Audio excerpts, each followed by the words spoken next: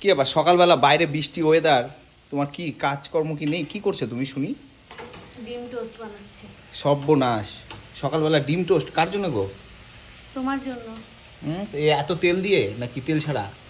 অল্প একটু তেল দিয়ে একটা করেছি, এটা একটু অন্যরকম, আর এটা করলাম একটু অন্যরকম। সর্বনাশ। আর ওটা কি হচ্ছে, কি রান্না করছো? ওইদিকে হচ্ছে চিকেনের জন্য মশলা কষানো হচ্ছে, আর এদিকে সকালের ব্রেকফাস্ট হচ্ছে আমাদের ডিম টোস্ট। বাবা, তুমি তো মা দুর্গা হয়ে গেছো, দু হাতে কাজ করতেছো। দুর্গা তোমার পেছন দিকে আরো 8টা হাত আছে অদৃশ্য। অদৃশ্য। হ্যাঁ চলো তাহলে খাওয়ার সময় দেখাচ্ছি নাকি হ্যাঁ হ্যাঁ হ্যাঁ, এই যে কেমন রান্না হচ্ছে। আর এই যে চিকেন, শুধু ফাইবার, কি তেল ছাড়া হচ্ছে না তেল দিয়ে তেল দিয়েছি ওটার মধ্যে আবার?